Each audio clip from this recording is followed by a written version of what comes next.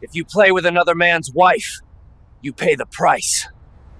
The video call pixelated for a moment, then cleared to show my wife Danielle's face filling the laptop screen.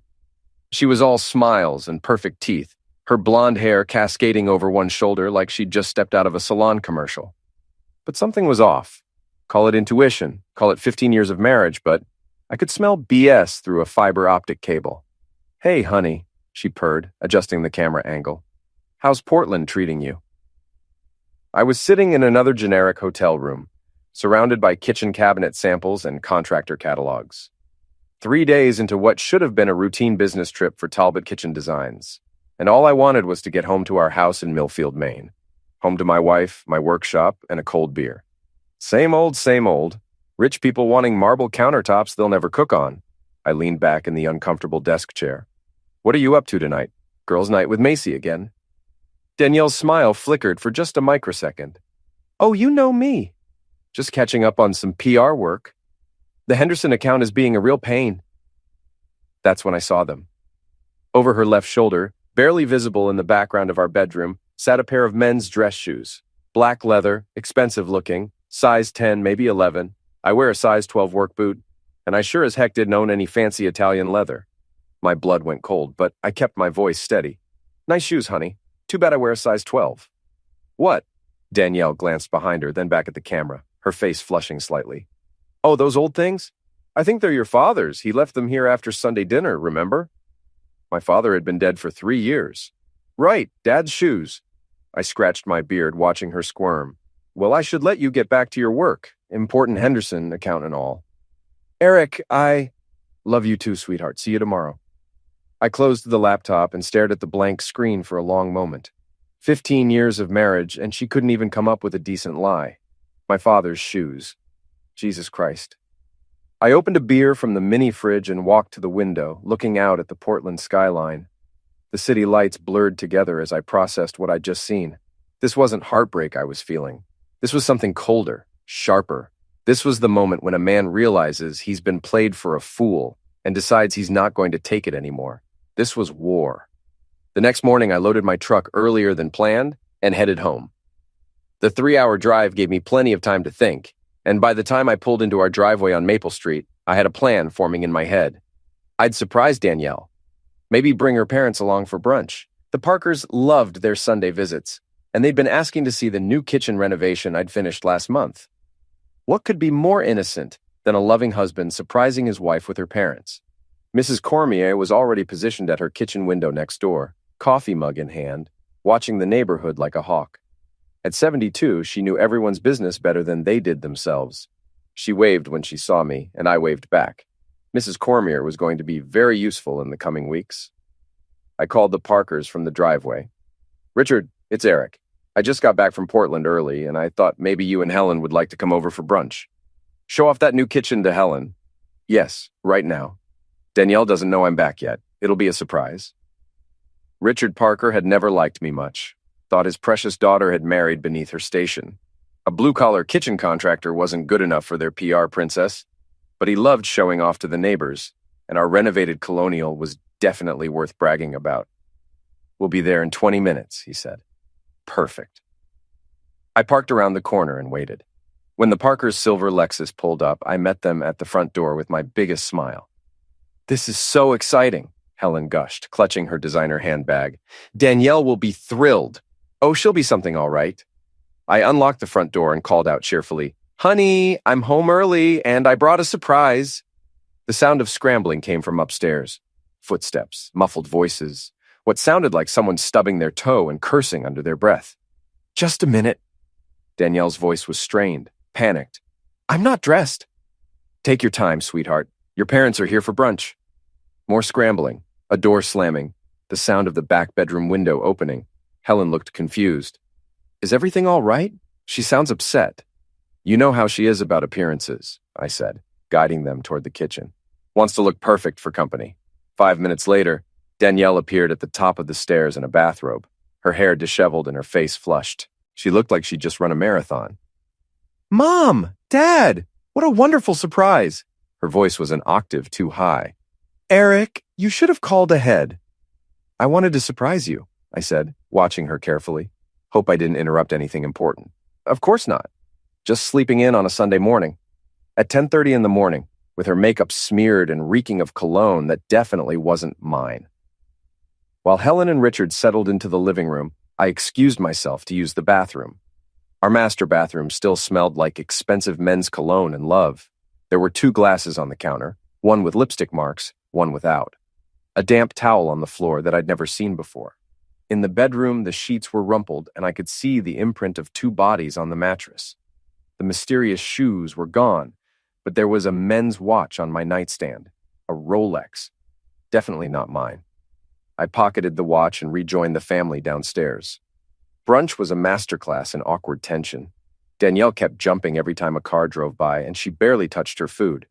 Helen chattered about the church ladies' auxiliary while Richard pontificated about real estate values. I played the perfect husband, complimenting Danielle's cooking and asking about her week. "So what did you do yesterday evening?" I asked innocently. "After our video call?" "Oh, watched some Netflix, had a glass of wine, early to bed." "Alone?" Her fork clattered against her plate. "Of course alone. Why would you ask that?" "No reason, just making conversation." After the Parkers left, Danielle disappeared upstairs for a long shower. I used the opportunity to do some investigating. Her purse was sitting on the kitchen counter, and after 15 years of marriage, I knew she'd never changed her phone passcode. Our anniversary, 0615. Her regular phone showed nothing suspicious, just the usual texts with her friends and work colleagues. But tucked behind her driver's license in her wallet was a second phone, a cheap prepaid burner. This phone told a very different story. Hundreds of texts with someone named B, explicit photos, detailed descriptions of what they wanted to do to each other, plans for secret meetings. The timestamps showed they'd been texting right up until I'd called last night, but it wasn't just B she was texting. There were messages with her best friend Macy, planning alibis and discussing strategies for keeping me in the dark. Macy was apparently quite the expert on extramarital affairs. "Just make sure Eric doesn't get suspicious," one message from Macy read. "Men are so stupid. They never notice anything unless it's right in front of their faces." "Brandon is getting impatient," Danielle had replied. "He wants me to leave Eric. Don't rush it. Make sure you get half of everything first. That kitchen business is worth more than Eric realizes." Brandon, so that was his name. I took photos of every message, then carefully put the phone back where I'd found it. When Danielle came downstairs in fresh clothes and a bright smile, I was sitting at the kitchen table reading the Sunday paper like nothing had happened. "Your parents seem to enjoy themselves," I said, without looking up. "They always do. Thanks for thinking of it." She kissed the top of my head, and I caught another whiff of that cologne. "I'm sorry I was so scattered this morning. You really caught me off guard. I can imagine." That evening, while Danielle was supposedly at the grocery store, I installed a small security camera in our bedroom. Just a tiny thing, hidden behind some books on the shelf. If she wanted to bring her boyfriend into my house, into my bed, then she could very well smile for the camera while she did it. I also made a few phone calls. To Will, my foreman and best friend since high school. To my brother Tom, who worked as a detective with the state police. To Barb, who tended bar at the Split Rail and knew every piece of gossip in Millfield. By the time Danielle got home with groceries she didn't need, I had the beginnings of a plan. She wanted to play games? Fine. But she was about to learn that Eric Talbot didn't lose games. He just changed the rules. Monday morning arrived with the kind of crisp October air that made me glad to live in Maine. I was up before dawn, coffee brewing and work clothes laid out, just like every other day for the past 15 years. But everything felt different now. Every interaction with Danielle was a performance, and I was getting better at my role by the hour. "You're up early," she said, padding into the kitchen in her silk pajamas, still playing the loving wife. "Big day ahead. We're starting the Morrison project, and Will wants to get the cabinets measured before the electrician shows up." I handed her a cup of coffee, made exactly how she liked it. "What's your schedule look like?" "Meetings all day. The Henderson account is really heating up." She sipped her coffee and scrolled through her phone. The real one, not the burner. "I might be late tonight. We're having dinner with some potential clients." "Of course you are." She looked up sharply. "What's that supposed to mean?" "Nothing. Just that you've been working a lot of late nights lately." I shrugged into my work jacket. "Don't wait up if you're going to be really late. I'll probably crash early." "You're not upset, are you? About me working so much?" I kissed her forehead, breathing in the scent of her shampoo. For just a moment, I remembered what it felt like to love her, before I knew who she really was. Of course not. I want you to be successful. We're a team, right? Right. She smiled, but it didn't reach her eyes. The Morrison job site was a mansion on the lake, the kind of place where rich people from Boston came to pretend they were rustic for 2 weeks every summer. Will was already there when I arrived, drinking coffee from a thermos and studying the blueprints. "You look like heck," he said by way of greeting. Will had never been one for subtlety. At 6'4" and built like a linebacker, he didn't need to be. Rough weekend. Want to talk about it? I looked around to make sure we were alone, then pulled out my phone and showed him some of the screenshots I'd taken from Danielle's burner. Will's face darkened as he scrolled through the messages. "Jesus, Eric, how long has this been going on?" "At least 3 months, from what I can tell. Maybe longer." "Who's this Brandon a-hole?" "That's what I need to find out. I was hoping you could help me with that." Will handed back my phone. "What do you need?" "Information, and maybe a little creative problem solving." "You know I'm in. What's the plan?" I spent the next hour laying out what I'd discovered and what I was thinking. Will listened without interruption, occasionally nodding or asking clarifying questions. By the time I finished, he was grinning. "This is going to be fun," he said. That evening, I stopped by the split rail on my way home. The bar was exactly what you'd expect in a small Maine town wood paneling, neon beer signs, and the kind of regulars who'd been sitting on the same stools for 20 years. Barb was behind the bar, polishing glasses and keeping one eye on the Red Sox game. "Eric Talbot," she said when she saw me. "Don't usually see you in here on a Monday night. Thought I'd try something different." I ordered a beer and settled onto a stool. "How's business?" "Same as always. Boring people with boring problems." She set my beer down and leaned on the bar. "You look like you've got something more interesting going on." Barb had been tending bar in Millfield for 30 years. She knew everyone's secrets, and she wasn't shy about sharing them with the right audience. More importantly, she'd never liked Danielle. "You hear much gossip about my wife lately?" Her eyebrows went up. "That's a dangerous question, Eric." "I'm feeling dangerous tonight." She glanced around the bar, then leaned closer. "There's been talk about her and that real estate guy, Brandon Miles. Nothing concrete, but people have noticed things." "What kind of things?" "Her car parked outside his apartment building on Thursday afternoons. Him buying her drinks at the Marriott bar when you're out of town. That friend of hers, Macy, running her mouth about how marriage is just a piece of paper." Barb straightened up as another customer approached. "But you didn't hear any of that from me." "Brandon Miles." Now I had a full name. I finished my beer and drove home, taking the long way through downtown Millfield. It was the kind of small town where everyone knew everyone else's business, where reputations mattered, and scandal spread faster than wildfire. Danielle had built her whole identity around being respectable, professional, above reproach. She was about to learn how quickly that could all come crashing down. The house was dark when I got home. Danielle's car wasn't in the driveway. Working late with clients, my foot. I went straight to my laptop and started researching Brandon Miles. Social media made it almost too easy. Brandon Miles, 34 years old, divorced, worked for Prestige Properties downtown. His Instagram was full of gym selfies, expensive dinners, and photos of luxury cars. The kind of guy who thought a gold chain and a spray tan made him irresistible. His apartment was in Harbor View, the newest complex in town. All glass and steel, designed to impress people who confused expensive with classy. I drove by around 10 o'clock, and sure enough, Danielle's Honda was parked in the visitor section. I sat in my truck for a while, watching the lights in what I assumed was his apartment. 3rd floor, corner unit. Floor-to-ceiling windows with no curtains because Brandon probably thought privacy was for people with something to hide. My phone buzzed with a text from Danielle. "Client dinner running late. Don't wait up. Love you. Love you. Right." I drove home and checked the hidden camera I'd installed. Nothing yet, but the night was young. I settled in to wait. Around midnight, I heard Danielle's car in the driveway. She tried to be quiet coming in, but our old house had creaky floors that announced every footstep. She went straight to the bathroom for a long shower, then slipped into bed beside me. "How was dinner?" I asked in the darkness. She jumped. "I thought you were asleep." "Just dozed off. How were the clients?" "Fine. Boring, you know how it is." She curled up on her side, facing away from me. "Go back to sleep." But I was wide awake, staring at the ceiling and planning my next move. Brandon Miles was about to get a very unpleasant education in small-town politics. The next morning, I called in a few favors. My brother Tom ran Brandon's name through the system and came back with some interesting information. 2 DUI arrests in the past 5 years, both pleaded down. A harassment complaint from an ex-girlfriend that was dropped.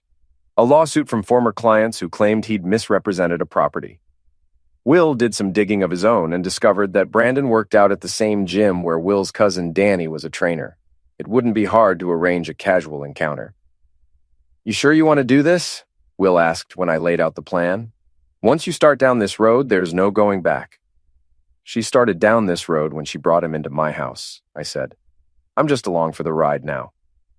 That afternoon, Will and I showed up at Fit's own gym. Brandon was easy to spot, the only guy doing bicep curls in front of the mirror while taking selfies between sets. He looked exactly like his Instagram photos, artificially tanned, overly groomed, wearing a tank top that showed off arms that were more show than substance. I approached him during his rest period. "Brandon Miles?"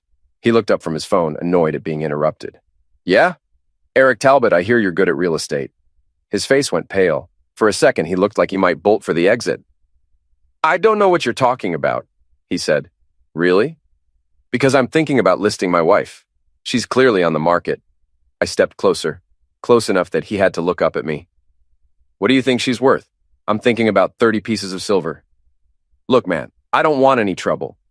Too late for that. I grabbed his wrist and twisted. Not hard enough to break anything, but hard enough to make my point. Stay away from my wife. "Hey!" The gym manager was heading our way. "No fighting in here!" I released Brandon's wrist and stepped back, hands up in a gesture of innocence. "No fighting here, just having a friendly conversation about real estate. Isn't that right, Brandon?" Brandon was rubbing his wrist and trying to look tough for the other gym members who were watching. "Yeah, friendly conversation." "Good, then we understand each other." I headed for the exit, then turned back. "Oh, and Brandon? You might want to invest in some curtains for that apartment. Never know who might be watching." Will was waiting for me in the parking lot, grinning like a kid on Christmas morning. "How'd it go?" "I think we got our point across." "What's next?" "Now we wait and see how they react. If I know Danielle, she's not going to take this lying down." I was right. That evening, Danielle was waiting for me when I got home from work. She was pacing in the kitchen, her face flushed with anger. "What the heck did you do to Brandon today?" "Brandon? I don't know any Brandon." I opened the refrigerator and grabbed a beer. "Want one?" "Don't play dumb with me, Eric," he called me. He said, "You threatened him at the gym." Threatened? That's a strong word. I popped open the beer and took a long sip. "I introduced myself to your boyfriend," seemed like the polite thing to do. "He's not my boyfriend." "Really? Then why do you have his number? Why was your car parked at his apartment last night? Why is there a burner phone in your purse with 3 months' worth of love letters to someone named B?" The color drained from her face. "You went through my purse?" "I went through everything. Your phone, your car, your lies, all of it." I set down my beer and looked her straight in the eye. "Did you really think I wouldn't find out? Did you think I was that stupid?" "Eric, I can explain." "No need. I've seen the pictures, read the messages. Heck, I've got video of you two planning your little rendezvous." I pulled out my phone and showed her one of the screenshots. "This one's my favorite." Eric's so clueless. He has no idea what's going on right under his nose. She sank into a chair, all the fight going out of her. "How long have you known? Does it matter? I never meant for it to happen. It just did. Bees, you planned this. You and Macy and your boyfriend. You've been planning it for months." "What do you want from me?" I finished my beer and set the empty bottle on the counter. "I want you to understand something, Danielle. You think you're playing games with some dumb blue-collar guy who'll just roll over and take it. But you're wrong. You picked the wrong man to screw over." "Is that a threat?" "It's a promise." I headed for the door. "I'm going out for a while. When I get back, I want Brandon's watch off my nightstand and his smell out of my house. And Danielle, this is just the beginning." I left her sitting at the kitchen table, staring at the screenshots on my phone. Let her wonder what else I knew, what else I'd discovered. Let her sweat. The real fun was just getting started. The 4th of July parade in Millfield was the social event of the summer. Main Street would be packed with families, tourists, and everyone who mattered in town. The high school marching band, local businesses showing off their floats, politicians kissing babies and shaking hands. It was exactly the kind of public venue where reputations were made and destroyed. I'd been planning this for weeks, ever since I discovered Danielle's affair. The hidden camera in our bedroom had provided hours of entertainment and evidence. Danielle and Brandon, thinking they were so clever, so careful. They had no idea they were starring in their own little reality show. The morning of the parade, I was up early, loading my truck with supplies. Will arrived at 7 with coffee and donuts, ready for what he'd started calling Operation Fireworks. "You sure about this?" he asked, watching me load a borrowed PA system into the truck bed. "Once you do this, there's no taking it back." There was no taking it back the moment she brought him into my house. I secured the equipment with bungee cords. Besides, she wants everyone to know how happy she is with Brandon. I'm just helping her make it official. Mrs. Cormier was already positioned on her front porch, coffee mug in hand, and phone ready to record whatever drama was about to unfold. She'd been my unofficial intelligence network for the past month, keeping track of comings and goings on Maple Street. "Big day today, Eric," she called out. "Yes, ma'am. Should be quite a show." Downtown Millfield was already buzzing with activity by 9 a.m. Vendors setting up booths, parade participants organizing their floats, families claiming prime viewing spots along the parade route. I parked my truck near the reviewing stand where the mayor and other dignitaries would be sitting. Danielle was already there, of course. She'd volunteered to help coordinate the PR for the event, which meant she'd be front and center when everything went down. She was wearing a red sundress and a smile that didn't quite hide the tension around her eyes. We'd barely spoken in the past 2 weeks, maintaining a cold civility that fooled no one. "Eric!" She waved me over, playing the part of the loving wife for the crowd. "I didn't know you were planning to attend.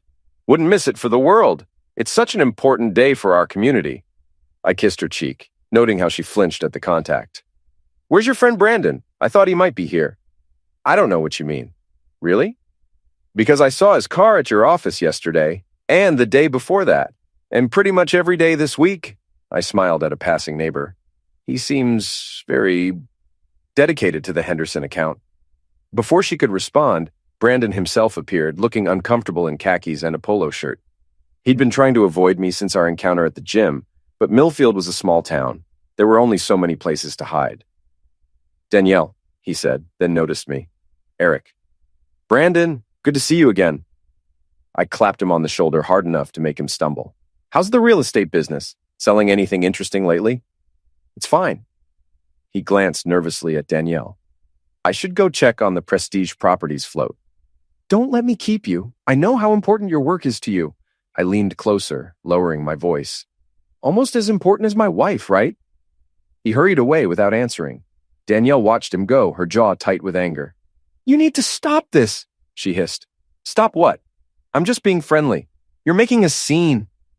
"Oh, you haven't seen anything yet." The parade started at 10:30, and I positioned myself near the PA system I'd set up earlier. Will was across the street with a video camera, ready to document everything for posterity. Mrs. Cormier had claimed a folding chair right in front, her phone already recording. Everything went normally for the first hour. The high school band played patriotic songs, local businesses showed off their floats, and politicians waved from convertibles. Danielle was in her element, coordinating with volunteers and making sure everything ran smoothly. Then Brandon's float came by. Prestige Properties had gone all out, an elaborate display featuring a miniature house and the slogan, "Making Dreams Come True." Brandon was riding on the float, waving at the crowd and throwing candy to the kids. That's when I made my move. I grabbed the microphone from the PA system and stepped into the street. "Ladies and gentlemen, can I have your attention, please?" My voice boomed over the crowd, stopping the parade in its tracks. "I'd like to take a moment to thank someone very special." Danielle was staring at me in horror, but she couldn't move without causing an even bigger scene. Brandon had gone pale on his float, looking like he wanted to jump off and run. "I want to thank Brandon Miles from Prestige Properties for his outstanding customer service. You see, Brandon has been test driving my wife for the past 4 months, and I just wanted everyone to know how much I appreciate his thoroughness." A gasp went up from the crowd. Phones came out, cameras started rolling. This was the kind of small-town drama that would be talked about for years. "Eric, stop!" Danielle was pushing through the crowd, trying to reach me. "Now, I know what you're thinking," I continued. "Why would a husband be grateful that his wife is sleeping with another man? Well, it's simple. Brandon has saved me the trouble of finding out what kind of person I was really married to. Someone call the police! Danielle was screaming now, but the crowd was too entertained to intervene. And I want to thank my loving wife, Danielle, for showing me her true colors. You see, she's been embezzling money from her employer to pay for hotel rooms and fancy dinners with Brandon. She's been lying to me, to her parents, to all of you good people who trusted her. I held up a folder full of documents, bank statements, credit card receipts, screenshots from her burner phone. It's all here, folks. Receipts, photos, text messages, everything you need to understand what kind of people we're dealing with. Brandon finally jumped off his float and tried to approach me, but Will stepped in his way. At 6'4", Will was an effective deterrent. "This is slander!" Brandon shouted. "You can't prove any of this!" "Actually, I can." I pulled out my phone and held it up. "I've got video, Brandon. Hours of it. You and my wife in my house, in my bed, planning how to take me for everything I'm worth." The crowd was eating it up. Phones were recording from every angle. People were calling their friends to make sure they didn't miss the show. This was better than reality TV because it was real, happening right in front of them. And here's the best part, I continued. Danielle's friend Macy has been coaching her through the whole thing, teaching her how to hide money, how to cover her tracks, how to manipulate me into thinking I was crazy for being suspicious. Macy, who's been cheating on her own husband for 2 years with Mayor Patterson. Another gasp from the crowd. Mayor Patterson, who was sitting in the reviewing stand, looked like he wanted to disappear into the ground. "Eric, please!" Danielle had reached me now, tears streaming down her face. "Don't do this. We can work this out." Work it out? Like you worked out how to steal from your employer? Like you worked out how to bring your boyfriend into my house? I handed the microphone to Will and pulled out a stack of papers. "These are divorce papers, Danielle, already filed. You want Brandon so badly? You can have him, but you're not getting a dime from me." "You bastard!" She lunged at me, but I stepped aside and let her momentum carry her into the Prestige Properties float. The crowd roared with laughter and applause. This was the kind of entertainment they'd never expected from a small-town parade. Brandon was trying to salvage the situation, attempting to get back on his float and escape the scene. But the crowd wasn't about to let him go that easily. "Speech! Speech!" someone shouted. "Come on, Brandon," I called out. "Tell everyone how you feel about my wife. Don't be shy." Instead of answering, Brandon made a run for it. He pushed through the crowd and sprinted toward the parking area where his BMW was waiting. I followed at a leisurely pace, with half the town trailing behind us like we were some kind of parade ourselves. Brandon reached his car and fumbled with his keys, panic making him clumsy. He finally got the door open and threw himself inside, starting the engine and peeling out of the parking lot. But he wasn't getting away that easily. I'd spent the previous night preparing for this moment. Brandon's precious BMW now sported a fresh coat of spray paint across the windshield. "Home Wrecker" in bright red letters. Will had also done something creative to his tires, nothing dangerous, just enough to make sure he wouldn't get very far. The crowd cheered as Brandon's car limped down Main Street, trailing sparks from his flattened tires and drawing attention from everyone within a 5-mile radius. "And that, folks, is how you handle a cheating wife and her boyfriend," I announced to the assembled crowd. "Remember, when life gives you lemons, make sure everyone knows they're rotten." The applause was thunderous. People were shaking my hand, patting my back, taking selfies with me. I'd gone from betrayed husband to local folk hero in the span of 15 minutes. Danielle was still standing by the float, mascara running down her cheeks, her perfect image destroyed in front of the entire town. Her parents, who had been watching from the VIP section, looked like they wanted to crawl into a hole and die. "Danielle!" her mother called out, but Danielle ignored her and pushed through the crowd, heading for her car. "Where are you going, honey?" I called after her. "Don't you want to stay for the rest of the parade? I think they're about to announce the winner of the float competition." She flipped me off without turning around, which got another cheer from the crowd. Mrs. Cormier appeared at my elbow, grinning from ear to ear. "Eric Talbot, that was the most entertaining thing I've seen in 40 years of living in this town." "Thank you, Mrs. Cormier. I do try to provide value for the community." "What are you going to do now?" I looked around at the crowd, at the phones still recording, at the chaos I'd created with nothing more than the truth and a borrowed PA system. Now I'm going to enjoy the parade. After all, it's the 4th of July. Time to celebrate independence. The crowd laughed and cheered, and someone handed me a beer. The parade resumed, but nobody was paying attention to the floats anymore. They were all talking about what they'd just witnessed, already planning how they'd tell the story to friends and family. By evening, the video would be all over social media. By tomorrow, it would be the talk of 3 counties. Danielle and Brandon had wanted to make their relationship public. Well, now it was public in ways they'd never imagined. I raised my beer in a toast to the crowd. To the truth, folks, it really will set you free. But this was just the opening act. The real show was yet to come. The video of the parade incident went viral within hours. By Sunday evening, it had been shared thousands of times across Facebook, Instagram, and TikTok. News outlets from Portland and Boston were calling, wanting interviews. Someone had even created a hashtag, #TestDriveGate. I turned off my phone and spent the evening in my workshop, sanding cabinet doors and planning my next move. The public humiliation had been satisfying, but it wasn't enough. Danielle and Brandon needed to understand that there were consequences for their actions, and I was just getting started. Danielle hadn't come home Saturday night. According to Mrs. Cormier, she'd packed a suitcase and driven off around sunset, destination unknown. Her parents had called twice, but I let it go to voicemail. Whatever they had to say could wait. Sunday morning brought an unexpected visitor. Tom, my brother the detective, showed up at my door with coffee and a concerned expression. "We need to talk," he said. We sat on the back deck, away from Mrs. Cormier's prying eyes. Tom was 3 years younger than me, but he'd always been the responsible one. College, law enforcement, a nice house in the suburbs with his wife and 2 kids, everything our parents had wanted for both of us. "That was quite a show yesterday," he said. "People seemed to enjoy it." "Eric, I'm not here as your brother right now. I'm here as a cop. Danielle filed a complaint last night. Says you're harassing her and Brandon, making threats, stalking them." I laughed. "Stalking? I exposed her affair at a public event. That's not stalking, that's community service." She also says you broke into her phone, stole private documents, and vandalized Brandon's car. "Her phone was in her purse in my house. The documents are bank statements from our joint accounts, and I have no idea what happened to Brandon's car." Tom sipped his coffee and studied my face. "You're walking a fine line here. I know you're angry, and you have every right to be. But if you cross that line..." "What line? The line where I'm supposed to shut up and take it while my wife steals from me and sleeps with her boyfriend in my bed?" I set down my coffee harder than necessary. "She crossed the line, Tom. I'm just responding appropriately. Just be careful. Danielle's not stupid and she's got connections. Don't give her ammunition to use against you." After Tom left, I spent the day planning. Danielle thought she could play the victim now, paint me as the unstable husband who couldn't handle her independence. But she'd underestimated me again. I had evidence she didn't know about, allies she'd never considered, and a patience she couldn't match.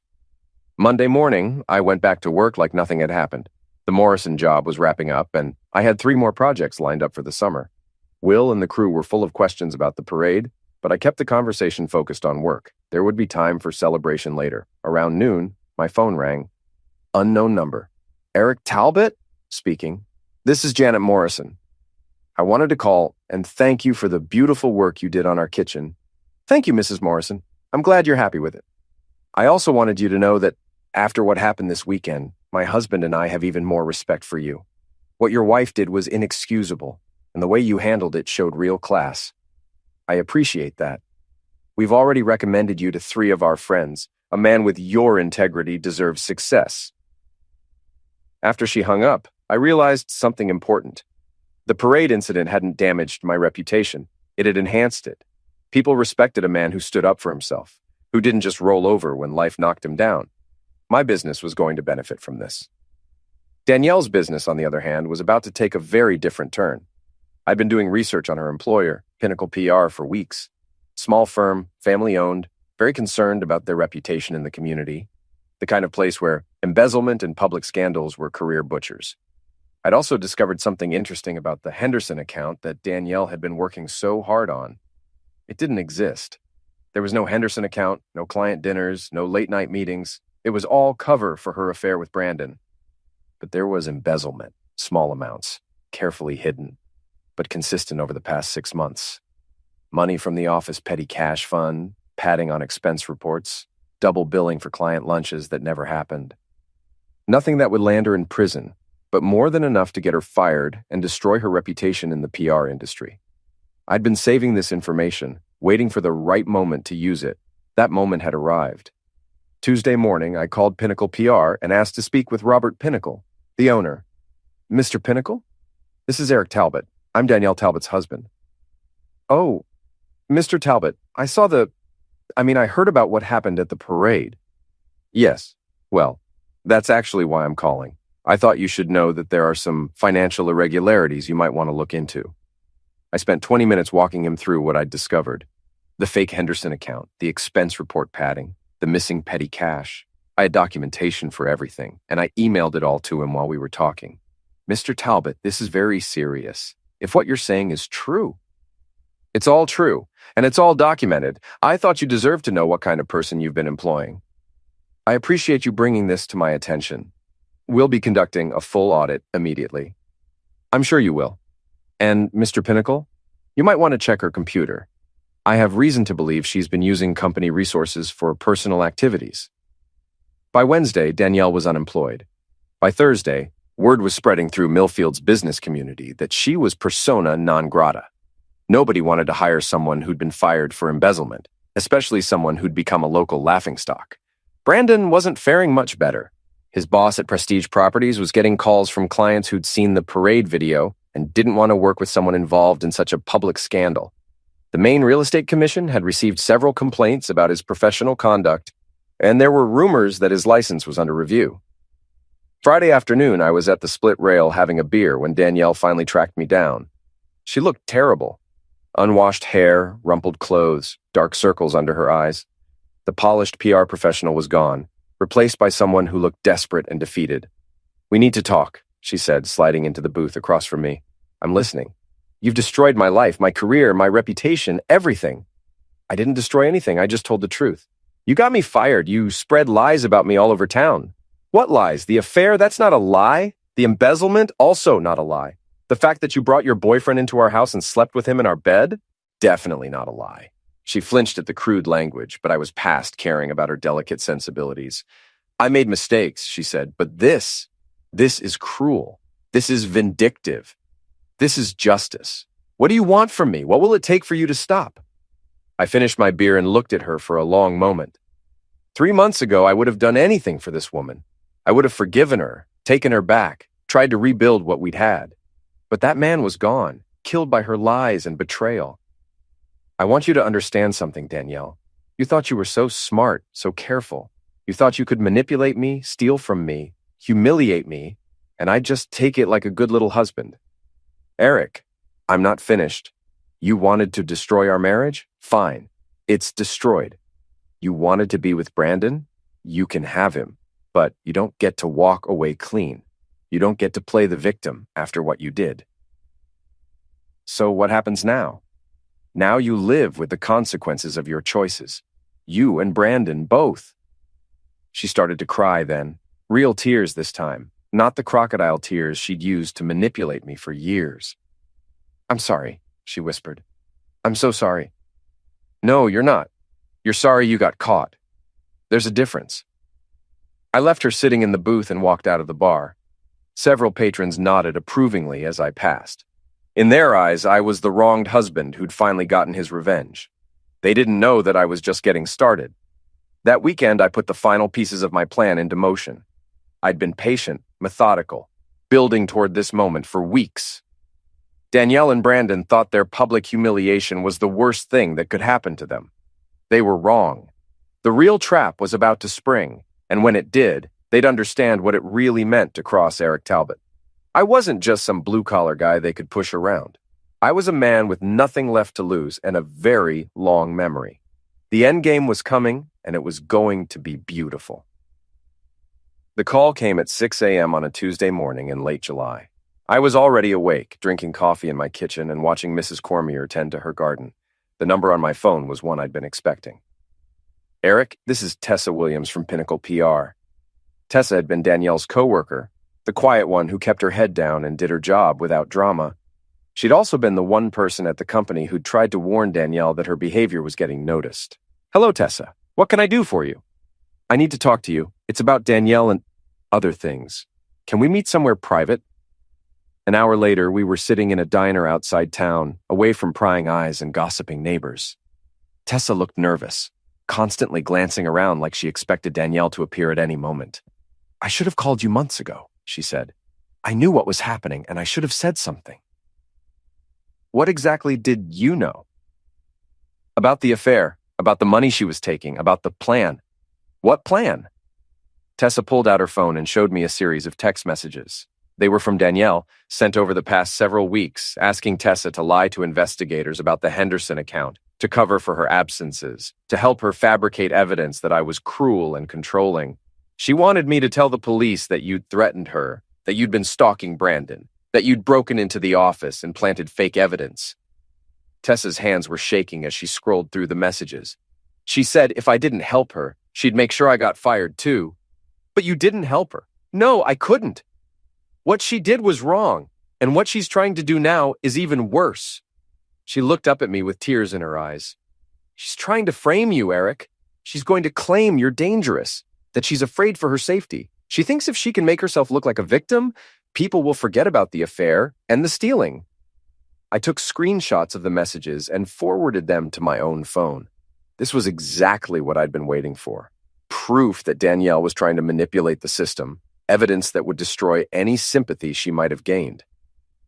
"There's something else," Tessa said. "She's been meeting with a lawyer, someone from Portland who specializes in domestic misconduct cases. She's going to file for a restraining order against you." "Based on what?" "Based on lies. She's going to claim you've been threatening her, following her, harassing Brandon. She's even going to say you broke into Brandon's apartment." I almost laughed. Danielle was so predictable, so convinced that she could manipulate any situation to her advantage. She had no idea that I'd been 3 steps ahead of her from the beginning.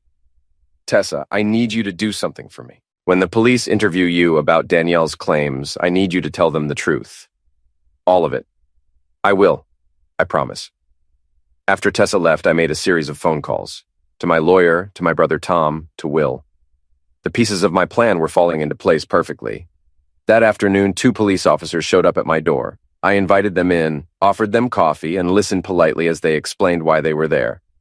"Mr. Talbot, your wife has filed a complaint alleging harassment and stalking. She claims you've been following her, making threats, and engaging in intimidating behavior." "That's interesting," I said.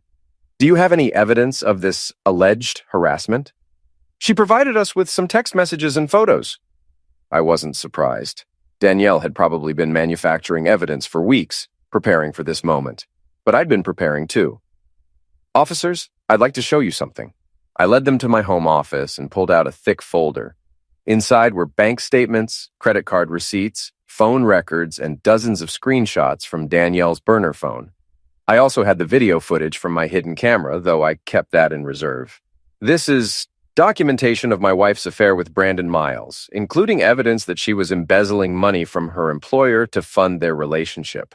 I also have evidence that she's been trying to coerce her former coworker into providing false testimony." I showed them Tessa's text messages, the financial records, everything I'd been collecting for months. The officers took notes and asked questions, their attitude shifting from skeptical to interested. "Mr. Talbot, have you had any direct contact with Mr. Miles since the incident at the parade?" "None whatsoever. I've been focused on my work and moving on with my life." "What about your wife? Have you contacted her or followed her?" "I haven't spoken to my wife since our conversation at the split rail 2 weeks ago. As for following her, I have no idea where she's living or what she's doing. Frankly, I don't care." After the officers left, I called Tom to give him a heads up about what was happening. He wasn't surprised. "She's desperate," he said. "People do stupid things when they're backed into a corner." "How stupid?" "Stupid enough to dig themselves deeper. Just keep documenting everything and stay away from both of them. Let her hang herself with her own rope." The restraining order hearing was scheduled for the following Friday. I arrived at the courthouse with my lawyer, a thick folder of evidence, and a calm confidence that comes from knowing you're holding all the cards. Danielle was there with her Portland attorney, a sharp-dressed woman who specialized in making men look like monsters. Brandon was there too, sitting in the back row like a faithful lapdog. They both looked nervous. Danielle took the stand first, playing her role perfectly. She was the frightened wife, the victim of an increasingly unstable husband who couldn't accept that their marriage was over. She claimed I'd been following her, making threatening phone calls, vandalizing Brandon's property. Her lawyer presented the evidence. Text messages that were clearly fabricated, photos that proved nothing, testimony from Macy about my violent tendencies.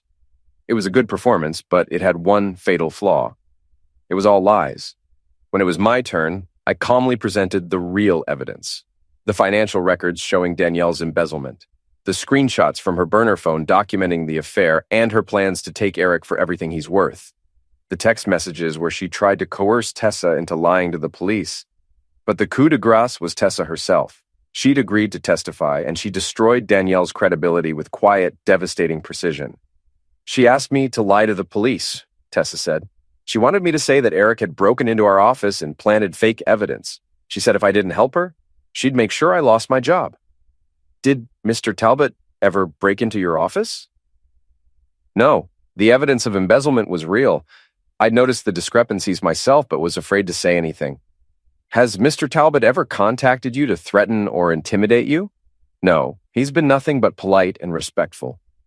The judge listened to everything with the patience of someone who'd seen this kind of case before. When all the testimony was finished, he didn't even need to recess to make his decision. The petition for a restraining order is denied. Furthermore, I'm referring this matter to the district attorney's office for possible perjury charges against Mrs. Talbot.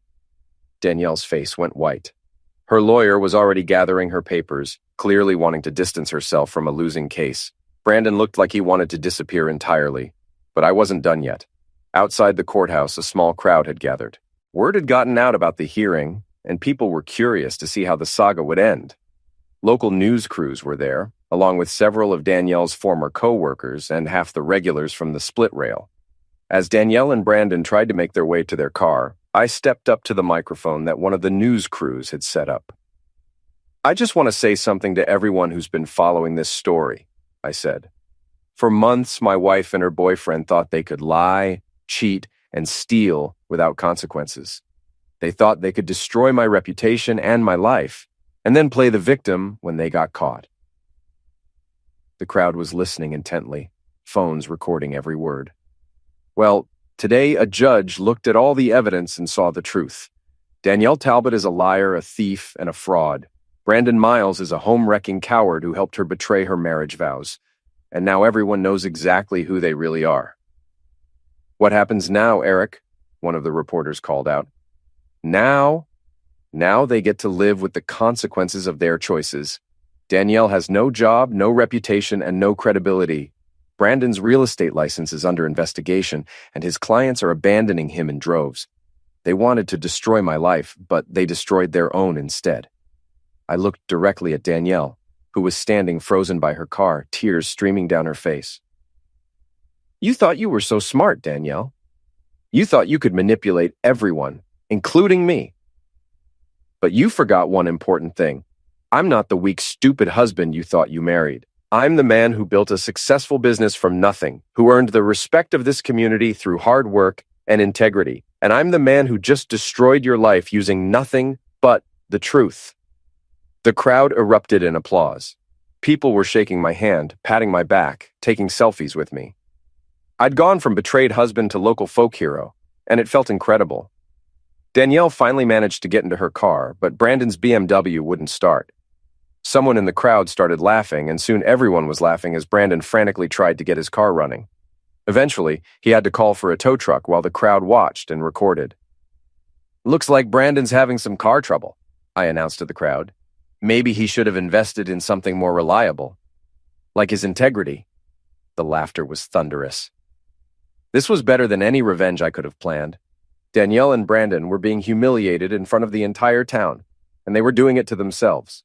As the crowd began to disperse, Mrs. Cormier appeared at my elbow. Eric Talbot, I have never been more proud to be your neighbor, she said. You handled this whole situation with class and dignity. Thank you, Mrs. Cormier. I just believe in telling the truth. Well, the truth certainly set you free, didn't it? I looked around at the scene. Danielle crying in her car, Brandon waiting for a tow truck, the news crews packing up their equipment, the crowd of supporters who'd come to see justice done. Yes, I said. Yes, it did. That evening, I sat on my back deck with a beer, watching the sunset over Millfield. My phone had been ringing all day with calls from reporters, well-wishers, and potential clients who'd heard about what happened and wanted to hire the man who'd stood up for himself. Will stopped by around 8 with a six-pack and a grin. "So, how does it feel to be the most famous man in Maine?" "Pretty good, actually." "What are you going to do now?" I thought about it for a moment. Danielle and Brandon were finished in this town. Their reputations were destroyed, their careers were over, and they'd be lucky to find work anywhere in the state. They'd gotten exactly what they deserved. Now I'm going to enjoy my life, build my business, maybe take that fishing trip to Alaska I've been talking about for years. Sounds like a plan. We sat in comfortable silence, drinking our beers and watching the stars come out. Somewhere across town, Danielle was probably packing her bags, getting ready to start over somewhere else. Brandon was probably doing the same thing. They'd wanted to destroy my life and take everything I'd worked for. Instead, they destroyed themselves and made me stronger than ever. The whole town knew the truth now, and they respected me for how I'd handled it. I raised my beer in a toast to the night sky. "To the truth," I said, "and to the fools who thought they could bury it." Will clinked his bottle against mine. "To Eric Talbot, the man who proved that sometimes the good guys really do win." As I sat there in the gathering darkness, I felt something I hadn't felt in months. Peace. The war was over, and I'd won it without firing a single blow.